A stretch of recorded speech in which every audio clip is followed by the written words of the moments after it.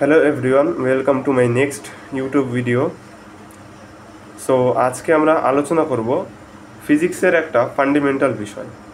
অবশ্য চ্যানেলটা all about informative content, আর এখানে আমি self improvement is my main part. Sir এখানে ফিজিক্সের একটা নতুন বিষয় যেটা হচ্ছে, সাপোজ ধরে নেওয়া যাক আমাদের এখানে একটা চেস বোর্ড আছে। এবার দুটো প্লেয়ার, এবার চেস বোর্ডের উপরে বিভিন্ন ধরনের ধরো যেমন গুটি থাকে, যেমন ধরো পাউন, যেটাকে হচ্ছে পয়দা বলে, রক, কিং গেট, বিশপ, কিং, কুইন, এক্সেট্রা, এইগুলোই থাকে। মেন হচ্ছে ক্যারেক্টার হচ্ছে এইগুলো। এবার দু সাইডে এরকম থাকে, আটটা আটটা করে দুই সাইডে পাউন থাকে, অর্থাৎ পয়দা থাকে, দুটো দুটো রক থাকে উভয় টিমের কাছে, দুটো দুটো কিং থাকে, দুটো করে বিশপ থাকে, একটা কিং একটা কুইন থাকে। এবার বিষয়, ধরো দুটো প্লেয়ার খেলছে, ধরো player A and player B, এই দুটো ধরো প্লেয়ার। এবার এ এবং বি প্লেয়ার খেলছে, আর এখানে আরেকটা প্লেয়ার হচ্ছে সি। এবারে এই সি প্লেয়ারটা এই সব কিছু দেখছে যে চেস বোর্ডে কি হচ্ছে, এই চেস বোর্ডে হচ্ছেটা কি এই দেখছে হচ্ছে সি প্লেয়ারটা, যেটা আমি এখানে হচ্ছে আমি নিজের বোঝার জন্য করে নিয়েছি জাস্ট। এবারে সি প্লেয়ারটা দেখছে, এবার সি প্লেয়ারের বাবা হচ্ছে তা মানে অন্য জায়গায় আছে, মানে সি প্লেয়ারের বাবা এখানে নেই, এখানে উপস্থিত না। এবার সি সি প্লেয়ার না, সি হচ্ছে দর্শক এখানে। এবার বিষয়টা বোঝো, সি হচ্ছে এখানে দর্শক, যে হচ্ছে একটা সায়েন্টিস্ট, ধরে নিতে হবে সায়েন্টিস্ট মানে দর্শক। সে হচ্ছে কোনো রুলস জানে না।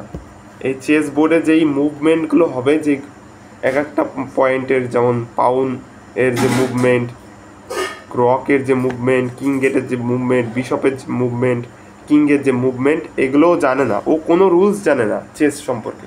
বাট এ এবং বি খেলছে। এবারে এ প্রথম যে মুভমেন্ট দিচ্ছে, এই মুভমেন্টটা সি বুঝতে পারেনি। সি বুঝতে না পেরে তার বাবার কাছে সে ফোন করলো, ফোন করে তার বাবাকে সে বলল। তার বাবা বলল, হ্যাঁ ঠিক আছে, প্রথমবার এরকম হলো, ঠিক আছে। পরের বার হট করে একটা কিং গেট অর্থাৎ ঘোড়া হট করে আড়াই কোট চেলে দিল, মানে যে বি যে প্লেয়ার। এবারে এখানে সি যে দর্শক, সে হট করে চমকিত হয়ে গেল। বিষয়টা কি হলো, এতক্ষণ তো পাউন দিয়ে সোজাসুজি যাচ্ছিল একটা একটা করে, কিন্তু হট করে কিং গেট আড়াই কোট কী করে চলে গেল। এবারে সি এই বিষয়টা ওর খটকা মনে হলো, ও ওর বাবাকে ফোন করে বলল, ওর বাবা বলল ঠিক আছে। এরকম খেলতে খেলতে খেলতে খেলতে কোনো সময় দেখছে যে বিশপ একদম কোনাকুনি চলে যাচ্ছে, রক একদম সোজাসুজি যাচ্ছে, কুইন কোথাও মানে যেখানে খুশি সেখানে চলে যাচ্ছে, কিং যেদিকে খুশি সেদিকে এক কোট করে যাচ্ছে। এবার সি এইসব বিষয়গুলো বুঝতে পারছে না যে এখন সি এর মধ্যে একটা সায়েন্টিস্টের রোল প্লে হয়, মানে একটা সায়েন্টিস্টের মতন একটা বিষয় সে ভাবছে। সে এই পুরো চেস বোর্ডটাকে আমাদের নেচার হিসাবে ধরে নিয়েছে, যে এই নেচারের মধ্যে বিভিন্ন ধরনের ফিনোমেনা হচ্ছে। এবার ফিনোমেনাগুলো হচ্ছে এই যে চেসের বোর্ডের উপরে যেই গুটিগুলো আছে, এগুলো মুভমেন্ট। এবারে তাহলে এই চেস বোর্ড এবং যে গুটিগুলো, এগুলো হচ্ছে নেচার, যারা খেলছে এরা সব দিয়ে। আর সি হচ্ছে সায়েন্টিস্ট। এবার সি এই যে ফিনোমেনাগুলো হচ্ছে নেচারে, অর্থাৎ চেস বোর্ডে যেগুলো হচ্ছে, সেগুলো ল হিসাবে আমাদেরকে বলছে। তাহলে সি টেল আস সামথিং, মানে আমাদের ফিনোমেনাগুলো ল হিসাবে বলছে, অ্যাজ লস।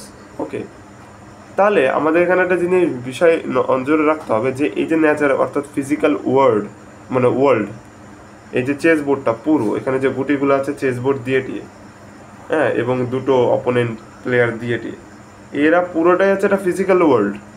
আর আমি হচ্ছে, অর্থাৎ যে সি প্লেয়ারটা, সরি আমি না, সি যে প্লেয়ার সে হচ্ছে সায়েন্টিস্ট, সি প্লেয়ার না, সরি দর্শক, আমি ভুল হচ্ছে বারবার, সি হচ্ছে দর্শক, এবার সে হচ্ছে সায়েন্টিস্ট। এবার সে লগুলো আমাদেরকে বলছে, অর্থাৎ আমাদের বলতে তার বাবাকে বলছে ফোন করে করে, হ্যাঁ হ্যাঁ এরকম এরকম মুভমেন্ট হচ্ছে, আর তার বাবা বলছে হ্যাঁ হ্যাঁ ঠিক আছে।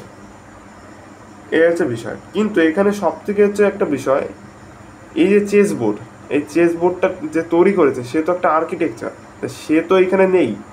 তাহলে সে এখানে একটা আনসিন আননোন ক্যারেক্টার হিসাবে প্লে করছে, যাকে আমরা জানি না, বাট সেই সব কিছু এখানে ঘটাচ্ছে। কিন্তু তাকে আমরা, সে ঘটাচ্ছে না, মানে সেই চেস বোর্ডটা তৈরি করেছে, চেস খেলার নিয়ম তৈরি করেছে। হ্যাঁ, এবারে এই চেস বোর্ডের ওপরে ইনফিনিটি অফ মুভমেন্ট হবে, অনেক ধরনের মুভমেন্ট হবে যতক্ষণ খেলা চলবে। আর ততক্ষণ বিভিন্ন ধরনের ফিজিক্যাল ফিনোমেনা ঘটবে, এবং তার উপরে বেস করে সায়েন্টিস্ট অবজার্ভ করবে এবং বিভিন্ন ধরনের ল আমাদের কাছে বলবে। এটাই হচ্ছে অ্যাকচুয়াল সিম্পল জিনিস। এইটাই হচ্ছে রিচার্ড ফাইনম্যান আমাদের মানে সহজে বুঝিয়েছে যে কেমনভাবে চেস বোর্ড আর আমাদের যে ফিজিক্যাল ওয়ার্ল্ডের মধ্যে যে রিলেশন একদম সেম। এখানে যে আর্কিটেকচার, যে চেস বোর্ডটা তৈরি করেছে, সে এখানে গডের রোল প্লে করছে, ভগবানের রোল। এবং এখানে যে চেস বোর্ডের উপরে যে মুভমেন্টগুলো হচ্ছে, যেগুলো ঘটানোর জন্য দুটো প্লেয়ার আছে, এর ফলে যে ফিজিক্যাল ফিনোমেনাগুলো হচ্ছে, আর এগুলো অবজার্ভ করছে সায়েন্টিস্ট, যে দর্শক। এবং সে তার বাবাকে বলছে, অর্থাৎ আমাদেরকে বলছে এগুলোকে ল হিসাবে। এরকম হাজার হাজার মুভমেন্ট নতুন নতুন তৈরি হবে এবং নতুন নতুন লস তৈরি হবে, এর শেষ নেই। এরকমই হচ্ছে একটা বিষয়। এর থেকে আমরা ইজিলি যে ফিজিক্যাল ওয়ার্ল্ডে, অর্থাৎ যে ফিজিক্সের যে লজ, আমরা ইজিলি বুঝতে পারবো। অর্থাৎ যে কোনো একটা ফিনোমেনাকে তোলো, ফিনোমেনাটাকে ভালো করে অবজার্ভ করো, সেখানে কি হচ্ছে, কেন হচ্ছে, তারপরে ল বানিয়ে ফেলো। মানে ইজ নট ইজি, বাট তোমার ওরকম প্রসপেক্টিভ থাকা দরকার যে হ্যাঁ এরকমভাবে দেখলে একটা ল হতে পারে। এই জিনিসটাকে আমরা সবাই ভালো করে বুঝতে পারি। তা এটাই হচ্ছে আজকের ডিসকাশন, যে আমরা একটা চেস বোর্ডের মাধ্যমে আমরা ফিজিক্যাল ওয়ার্ল্ডকে ইজিলি বুঝে গেলাম। যাই হোক, দেখা হচ্ছে নেক্সট ভিডিওতে। টাটা।